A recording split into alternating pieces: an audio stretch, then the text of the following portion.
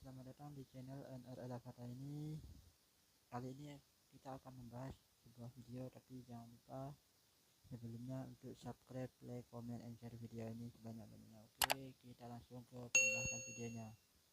Di cerita ini bercerita tentang seorang pemuda asal Inggris yang berlibur ke negara Thailand. Dia berniat meneliti pedalaman hutan di sana, namun tanpa disangka ternyata hutan belantara itu masih dihuni oleh suku primitif. Dan naasnya pemuda tersebut harus ditangkap serta dipaksa bercocok tanam bersama salah satu wanita di suku tersebut. Nah, gimana ceritanya? Kita langsung aja ke ceritanya. Film dimulai dengan memperlihatkan seorang pria bernama Bradley. Dia yang merupakan seorang fotografer melakukan perjalanan ke Thailand untuk melakukan mengabadikan dan keunikan budaya di sana. Tak puas di kotanya saja, dia pun menaik kereta api untuk sampai di perbatasan Thailand dan Burma. Dia berniat untuk mendokumentasikan suku pedalaman yang ada di sana. Setelah sampai di stasiun, dia dipandu oleh seorang pemuda bernama Juan.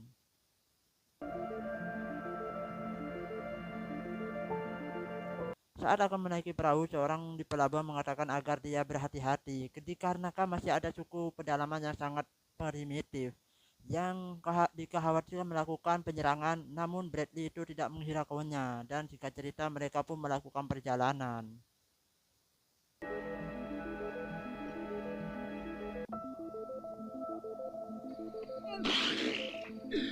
What a snake! It bites! Setelah jauh melakukan perjalanan, Juan menyarankan untuk kembali ke desa dikarenakan sudah terlalu jauh dan tidak mengenali tempat itu. Namun karena hari sudah sore, mereka pun memutuskan untuk bermalam di sana dan akan melakukan perjalanan di esok paginya. Keesokan paginya Bradley pun terbangun dan mendapati Juan sudah tidak ada di perahu. Dia pun melihat di sekitar dan menemukan Juan telah tewas terkena anak panah. Ternyata Bradley yang menyebur ke sungai telah diintai oleh suku pedalaman dan langsung menangkapnya. Bradley pun dibawa ke desa suku itu dan menganggap kalau Bradley adalah manusia ikan, karena pada saat itu Bradley sedang memakai pakaian renang. Kepala suku lalu memerintahkan untuk menggantung Bradley yang masih di dalam jaring itu. Lalu anak-anak di suku itu menjadikan Bradley sebagai mainan. Beberapa saat kemudian, Bradley melihat pemandangan yang sangat mengerikan yang dilakukan oleh suku tersebut, yang mana ada dua orang suku yang Kukuru yang baru saja ditangkap dan akan dieksekusi oleh mereka. Suku Kukuru sendiri adalah suku yang menjadi musuh dari suku ini sejak dahulu. Keesokan harinya, Bradley menyadari kalau dia terus diperhatikan oleh salah seorang gadis cantik di suku itu, dan rupanya gadis cantik itu adalah anak kepala suku yang bernama Maraya. Maraya meminta pada ayahnya untuk melepaskan Bradley karena Bradley juga manusia biasa seperti mereka, dan Maraya berencana untuk menjadikannya sebagai budak pribadinya. Sementara itu tampak Bradley yang sedang dipaksa untuk menyelam untuk menangkap kura-kura. Dan beberapa saat kemudian datanglah kepala suku dan menghentikan mereka. Kepala suku itu mengatakan kalau Bradley ternyata manusia biasa. Bradley lalu dikurung dalam sebuah ruangan yang merupakan tempat pengasapan ikan asin, dan nantinya dia akan disuruh untuk bekerja di sana. Keesokan harinya Bradley mulai pun bekerja dan dia terus diperhatikan Maraya. Maraya tersenyum Bradley dan menyukai Bradley. Kepala suku itu menyadari bahwa Maraya menyukai Bradley di itu.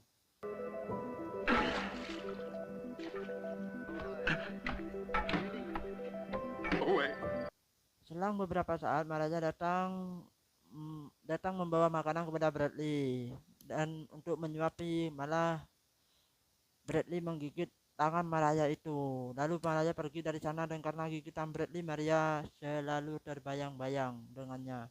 Beberapa saat kemudian, seorang wanita yang merupakan pengasuh Maraya mendatangi Bradley. Wanita itu mengatakan kalau dia bisa sedikit berbahasa Inggris karena pada waktu kecil dia diajarkan oleh misionaris yang berkunjung ke desa itu. Dia juga mengatakan kalau Bradley kabur sekarang saatnya karena hari ini adalah diadakan pesta matahari, dan secara tiba-tiba adalah kepala suku bersama anak buahnya. Lalu Bradley pun dilepaskan. Kepala suku mengatakan kalau hari ini tidak perlu bekerja karena hari ini adalah perayaan matahari. Bradley pun memanfaatkan kesempatan itu untuk berjalan-jalan, dan tanpa sengaja dia melihat Maraya bersama teman-temannya yang sedang mandi di sungai. Dia sangat kagum karena ternyata para wanita suku pedalaman memiliki body yang tak kalah bohai dari wanita kota.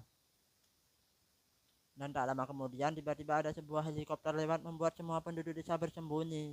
Sedangkan Bradley berusaha memanggil untuk meminta bantuan kepada helikopter itu. Dia pun dipukul oleh pria suku itu dan hampir saja dibunuh oleh suku itu. Untung saja Maria menyelamatkannya. Malam harinya pengasuh Maria kembali diam-diam menyelimah dan mengobati Bradley. Bradley meminta wanita itu untuk menjadikan sebuah sampan agar dia bisa kabur, tapi wanita itu memperingatkannya kalau saja waktunya salah dia bisa ditangkap dan diadili karena hukum di suku ini sangatlah kejam. Mendengar itu Bradley pun menjadi ragu dan mulai mengebrang-ebrang niatnya untuk pergi dari sana. Keesokan harinya dia kembali bekerja seperti biasanya dan saat bekerja tiba-tiba terjadi kecelakaan. Bradley berlari dan berniat untuk membantu, tapi sayangnya luka cukup parah yang membuat orang itu meninggal di tempat. Mereka pun langsung melakukan upacara kematian dengan mengkremasinya dan setelah terbakar menjadi debu, istri si korban lalu digarap oleh beberapa orang pria di atas abu suaminya sebagai tanda kalau wanita itu sudah lepas dari suaminya dan sekarang telah resmi menjadi seorang janda. Sementara Bradley hanya bengong saat melihat ritual yang sangat aneh itu.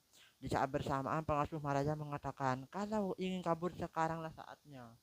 Tanpa pikir panjang, Bradley pun langsung mempersiapkan semuanya dan mulai melakukan pelarian. Tapi sayangnya aksi kaburnya itu diketahui oleh salah satu seorang di sana dan melaporkan pada rekan-rekannya hingga pada akhirnya kelompok suku itu mulai melakukan pengejaran.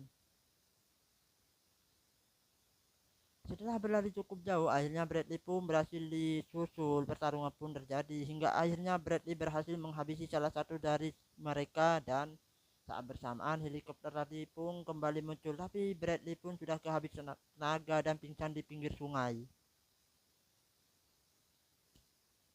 Saat dia sadar, dia sudah dikelilingi oleh penduduk di suku itu. Kepala suku memerintahkan untuk membawanya kembali ke ruangan, tapi jangan dibunuh, karena dia harus menggantikan ketua pejuang yang telah dia habisi.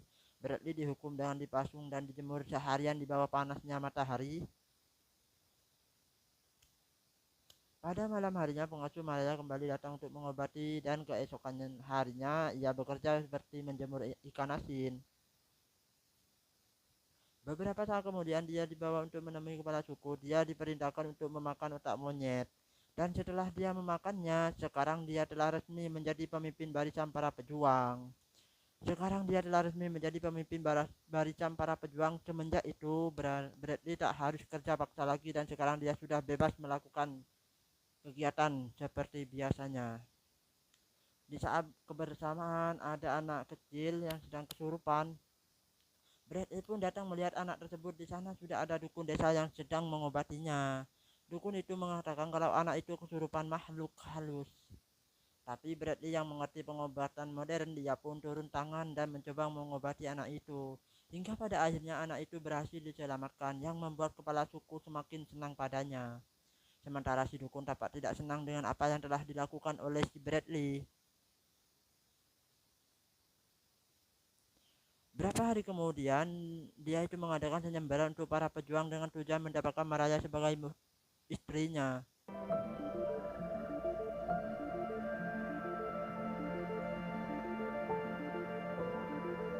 Dan singkat cerita, Bradley pun berhasil memikat hati Maria dan mereka sekarang telah resmi menjadi pasangan suami istri. Mereka pun terlihat senang, saking senangnya mereka pun bercocok tanam pertama di semak-semak belukar. Sementara itu, si dukun yang tak senang dengan Bradley melakukan jambi-jambi pada mereka berdua, sedangkan Bradley dan Maria terus bercocok tanam menanam benih dimanapun dan kapanpun sampai Maria sedikit bisa berbahasa Inggris agar bisa berkomunikasi dengan baik dengan suaminya dan diberikan kabar kalau sekarang Maria telah hamil. Bradley sangat senang dan mereka merayakan kehamilan itu.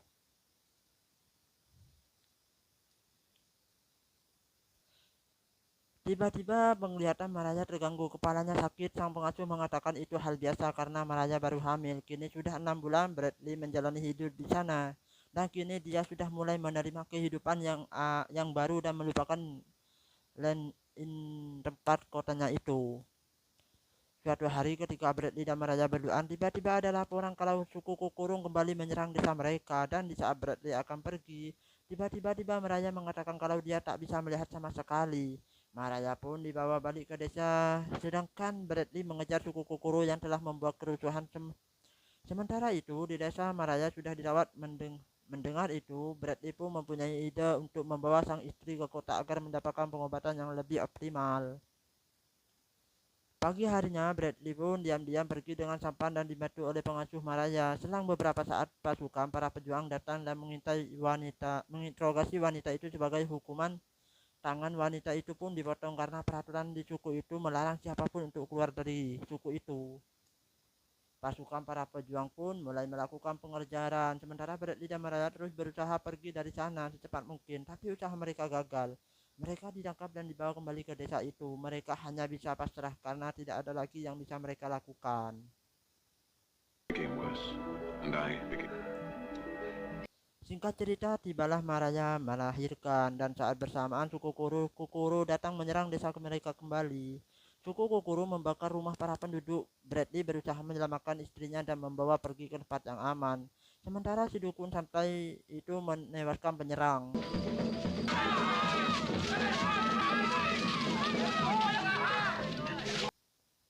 Di tempat pengungsian, Maraya pun akhirnya berhasil melahirkan bayinya dengan selamat, tapi kondisi Maraya semakin parah. Selama coba beberapa cara, Maraya merasa kalau dia akan meninggal. Dia meminta pada ayahnya untuk disatukan bersama Bradley untuk selamanya, dan setelah itu Maraya pun menghembuskan nafas terakhir dan meninggalkan Bradley untuk selamanya.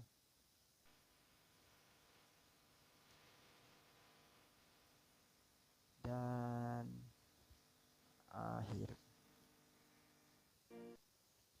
Bradley pun pergi ke suatu tempat untuk menyendiri dan melampiaskan kekesalannya. Kalau saja orang di suku itu mengizinkannya untuk membawa istrinya pergi ke kota, mungkin Maraya bisa selamat. Tapi dia tak mau larut dalam kesedihannya karena hidup akan terus berjalan. Mungkin ini adalah takdir yang telah ditetapkan untuk dirinya, dan akan ada rencana Tuhan yang lebih baik untuk dirinya di masa akan yang datang.